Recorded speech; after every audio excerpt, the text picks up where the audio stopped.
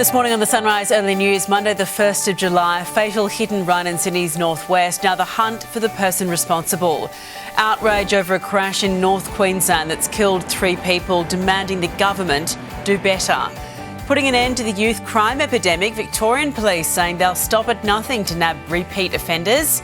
Plus the King's newest representative in Australia, the incredible career of Samantha Mostyn. That's in a moment. Live across Australia, this is Sunrise Early News. We begin with breaking news this morning. A pedestrian killed in Sydney's northwest in a hit and run. A 79-year-old man has lost his life after what police believe was a failed-to-stop crash in the Blacktown area. Paramedics tried to revive the man, but he died at the scene, and officers are now looking for a black sedan, asking locals for any help in catching the person responsible. We'll cross live to that scene with our reporter at 5:30 this morning. Queensland's Bruce Highway is under intense scrutiny this morning after 3 women lost their lives and 31 others were injured in a horror bus crash. Police say the vehicle collided with a 4-wheel drive towing a caravan around 8 kilometres north of Gumloo near Townsville. 2 rescue helicopters and multiple paramedic crews were called to that scene, and the local MP is now asking for an injection of funding to prevent further tragedies. The daughter of Russell Hill, one of the 2 campers killed in Victoria's high country, says she's lost faith in the justice system. A jury convicting former pilot Greg Lynn of Carol Clay's murder in 2020, but not Russell's. I feel like there's always that little glimmer of hope that he might come back. And so that's really hard because deep down I know he won't. Greg Lynn is reportedly considering launching an appeal, Ms Hill saying she hopes he, quote, doesn't get away with it. Support for the Coalition and Labor appears to be fading this morning following a bitter war of words over the future of Australia's energy policy. A news poll revealing support for the Coalition fell 3 points to 36% at the end of June, while the government dropped 1 point. New figures show voters are in 2 minds about Peter Dutton's nuclear reactor plan, with 42% approval and 45% disapproving. A father of 3 is being remembered as a happy soul after he was killed in a random attack on a pier in Melbourne over the weekend. Andreas Puncher was fishing when he was stabbed to death at Frankston Pier. It's alleged he was randomly targeted by Forrest Stevenson, a local homeless man. The accused has been remanded in custody, expected to face court again in November. The Prime Minister has suspended one of his own senators after she promised to cross the floor and vote against her own party a second time if need be. Let's go live to political reporter Josh Martin in Canberra. Josh, morning to you. What will happen now to Fatima Payman? Good morning, Eddie. Sunrise understands there's a real possibility Senator Payman will quit the Labor Party as early as today and go and sit on the crossbench. The Afghan-born Muslim politician is pro-Palestinian statehood, last week crossing the floor to vote with the Greens on that issue. Payman has now doubled down, going on TV and threatening to do that again, saying that too many lives are being lost in Gaza every day. That was the last straw, the Prime Minister hauling the WA Senator into the lodge, dressing her down and indefinitely suspending her from the party room. Anthony Albanese has left the door open for her return, saying if she decides to respect her Labor colleagues, she can return. But Eddie, that is highly unlikely. The young senator, who's under 30, has strong feelings about Gaza, and we're expecting to hear from Ms Payman later today. Thank you, Josh. Victoria Police say they'll infiltrate schools and nursing homes if need be as they launch a major crackdown on youth crime today. Officers promising to turn up unannounced at all hours to nab repeat offenders who've breached their bail conditions. With a number of aggravated burglaries, car thefts, robberies and assaults, police are hoping to stop crimes before they happen. Members of Queensland's Jewish community say they're living in fear after a disturbing spike in anti-Semitic attacks. A survey from the Queensland Jewish Board of Deputies has revealed more than 60% of its community have experienced anti-Semitism since the October 7 attacks. There are reports of people being punched, spat on and turned away from venues. Almost 90% reporting feeling less safe since the Israel-Hamas war began. Queensland hospital patients waited more than 7 hours outside emergency departments in the first 3 months of the year. Brisbane's Mater Hospital saw some of the worst cases of ramping in the state, with average wait time stretching out to 44 minutes. The longest ramping time happened in February at Logan Hospital, with one ambulance ramping for over 7 hours to get treatment. Former Queensland Premier Anastasia Palaszczuk has faced some tough questions over Australia's COVID response during a tense appearance on 7 News Spotlight. She's spoken candidly about the controversial restrictions she implemented during the pandemic. It was extremely hard for families. I acknowledge that. It was extremely stressful, and I do understand that people, went through perhaps like the worst of times, especially when loved ones are involved. And you can catch up on that 7 News Spotlight special on 7plus. Stage 3 tax cuts come into effect today and they're likely to provide lasting relief, according to new research, unlikely to provide lasting relief. Data showing the amount of tax most Australians are paying will return to current levels by 2027. And this year's tax returns can be lodged from today. If you wait until the end of the month, the ATO will have time to pre-fill lots of information for you. We have until the 31st of October to get it done, longer if you go through a tax agent. National home prices have hit a new peak, up 0.18% in June. Adelaide had the strongest growth, pushing up by 0.45% to a median value of $759,000. Brisbane's median dwelling price is still the second most expensive capital at $840,000. Despite prices skyrocketing, winter has brought slower growth with it, the slowest since December 2022, as interest rate hikes take a toll. The King's representative in Australia will soon be a woman for only the second time in history. Samantha Mostyn will be sworn in as the country's next Governor-General in a formal ceremony today. Prime Minister Anthony Albanese has appointed the successful businesswoman and former AFL Commissioner for a 5-year term. She replaces former Chief of Defence David Hurley. Checking Monday's weather for you now. Rain in Brisbane and 20, a shower or two developing in Sydney and 15, morning frost and partly cloudy in Canberra and 12, a possible shower in Melbourne and 12 degrees, partly cloudy in Hobart and 11, possible showers in Adelaide and 14, sunny in Perth and 20, and mostly sunny in Darwin and 33 degrees.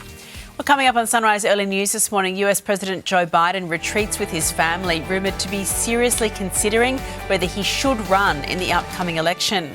And homes submerged, thousands stranded, torrential rain smashes southwest China. That story is right after the break.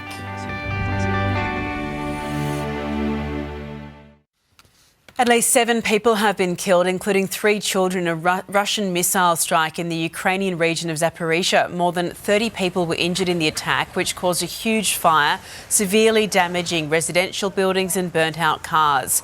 Ukraine's president has once again called on allies to provide more long-range weapons to stop daily attacks on his country. Voting has just closed in France's parliamentary election. Marine Le Pen's National Rally Party is ahead in the polls, and analysts predict France will elect its first far-right government since World War II. A second round of voting takes place next weekend, and most of the National Assembly's 577 seats won't be decided until then. Spanish police have called off a search for a British teenager who's been missing in Tenerife for almost 2 weeks. 19-year-old Jay Slater disappeared after a rave, telling a friend he was walking back to their accommodation.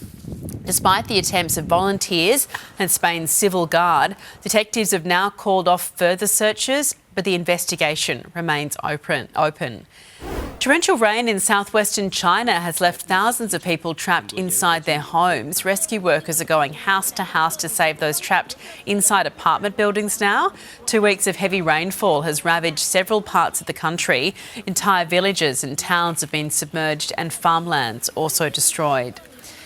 Joe Biden has hunkered down at his Camp David presidential retreat with his family to consider what's next after his disastrous debate with Donald Trump. Let's go live to US Bureau Chief David Woiwod. David, what happens here? He's under a lot of pressure to stand aside. Eddie, good morning. Yeah, he's under a huge amount of pressure right now. But look, senior Democrats, they are holding the line right now. They are determined not to let that debate performance, as bad as it was, dictate their next move. Biden is, as you say, locked down with the family at Camp David today, and we know that the counsel of his family will weigh heavily on any decision. But party heavyweights don't appear publicly concerned, at least. They are not taking a backward step right now, despite reporting that some wealthy donors are now starting to wobble in their support for the president. Look, in a fundraising blast to supporters today, Biden's deputy campaign manager has doubled down, declaring Biden was here to stay, writing that the bedwetting brigade is calling for Joe Biden to drop out. That is the best possible way for Donald Trump to win and for us to lose. And it's a message that senior Democrats have been pushing hard today in a Sunday morning TV blitz across the country. It's not about performance in terms of a debate. It's about performance in a presidency. It was a bad night. Let's not sugarcoat that. It was a bad night. It was a great presidency. And that's what the American people have to choose. Now, adding to all that, the campaign has just released some fresh polling showing that the president is still best placed among other leading Democrats to defeat Donald Trump this November, Eddie. Thank you so much for that, David Woodward. More analysis to come during Sunrise. Checking finance now, the Dow Jones finished 45 points lower. The Nasdaq lost 126 points. In London, the FT 100 dropped 16 and Germany's DAX finished 25 points higher. On the commodities market, gold is trading at $2,326 an ounce. Oil is $81 a barrel. The Aussie dollar is buying 67 US cents, 107 Japanese yen, and $1.09 New Zealand. Coming up on Sunrise Early News, keeping children away from smartphones until they're halfway through high school. The group of mums with an ambitious plan for parents. And it's normally used to speed up an athlete's recovery from injury, but that's not all it can do. The simple treatment that's helping struggling couples conceive.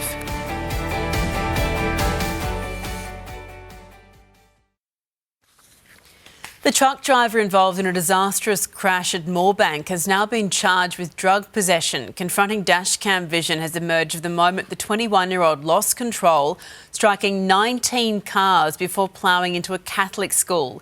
Detectives found methamphetamine and an ice pipe in the cabin of his truck.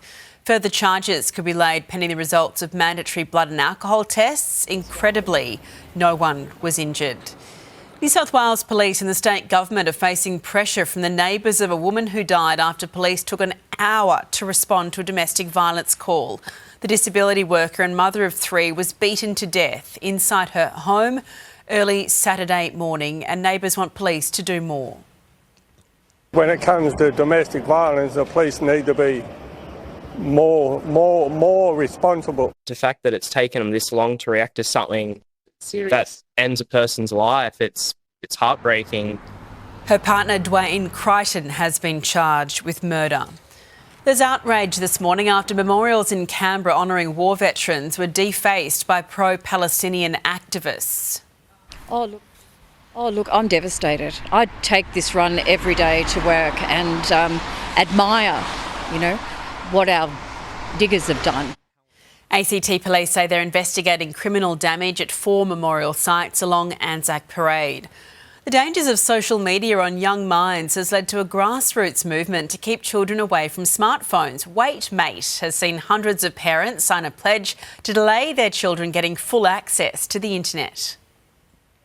Hands glued to devices, children are fast becoming hooked on smartphones, and these Sydney mums want to stop the addiction in its tracks. Children are looking down all the time. They are not engaging in the world. They've launched a campaign called Wait Mate, inviting parents across the country to unite and stop children from owning smartphones before they reach high school. We do really want to encourage parents to delay as late as possible, ideally 8th grade or even potentially 9th grade, because the evidence shows that the later the better. The initiative attracting more than 500 signatures across 70 schools in just 4 days. A blanket ban on phones across public schools in New South Wales has been in place since October last year, but the rules within private schools still vary drastically, and the big problem is policing it. It's not only up to government. I think it's also up to parents to stand strong and to no longer just give in. It's causing a lot of harm. It's causing a lot of social anxiety. It's leaving children unprepared to be able to handle the complexity of social media, and it's leaving parents very stressed. Tensions are growing between Meta and the federal government. The Prime Minister yesterday calling out the tech giant for not taking responsibility. Meta are showing how out of touch they are and how arrogant they are. Grace Fitzgibbon, 7 News. The West Australian Government has launched a new multi-million-dollar campaign to boost immunisation rates. There's been an alarming drop in the number of people being vaccinated against common diseases just like the flu. She'll be right. Don't assume you're immune. It's hard-hitting, it's quite emotional. We make no apologies for that. Don't think that it's not going to happen to you. Cases of flu have been up around the nation so far this year. A form of blood treatment commonly used by athletes will soon see an Australian couple become parents. The team that helped make it happen is hoping fertility clinics around the country take notice. Nirul and Nikita Chudasama had been trying to fall pregnant for 5 years. After a breakthrough treatment, they're expecting a baby in January. Doctor has came in our life like a god, to be honest with you, okay? Because we totally lost our hope. Platelets extracted from Nikita's blood proved key to their IVF success. Create Fertility is one of the first Australian clinics to use a process called PRP. We aspirate blood from the patient, like a blood test, and we put it in a little fancy machine, and we separate the part of the blood that is rich in platelets. That platelet-rich plasma was injected into Nikita's ovaries to encourage the release of eggs. The Melbourne couple had already tried IVF and surgery to remove endometriosis. It was very painful for me. I can't even imagine now. Because PRP is a simple procedure, it's relatively cheap. One round of IVF can cost thousands, whereas PRP is more likely to cost a few $100s. In this case, it was so successful, the couple has another 3 embryos frozen. After 1 year. Hope so, twins.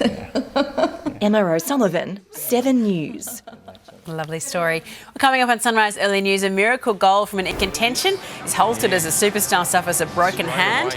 And a closer look at how the weather's shaping up in your part of the country with a live look at a chilly Melbourne this morning. Checking sport now, in a shock finals contender is emerging in the AFL. The Hawks have now won 5 in a row after dismantling the Eagles by 61 points in Perth, leaving them 2 competition points off the top 8. But the win was soured by a shoulder injury to inspirational skipper James Sicily. More interstate games coming up, and we need to be able to win them on the road. That's what the best sides do. It doesn't matter where they play, they can perform, and we haven't been that just yet, but that's what we're working towards. Carlton are up to second after thrashing the Tigers 131-70, and the Power held off a surging Saints side to win by 2 points. An injury has marred the Roosters' move into the top 4. Joey Manu suffered a broken hand against the Tigers, trailing 26-0. The Tigers then lost Api Coruscant and Adam Dewey to some harsh sin bins, opening the floodgates for the Roosters to win 40-6. It benefited my team tonight, but we're more thinking from a game perspective. But we want to keep the integrity of the game and the contest of the game. I didn't think it was 10 minutes.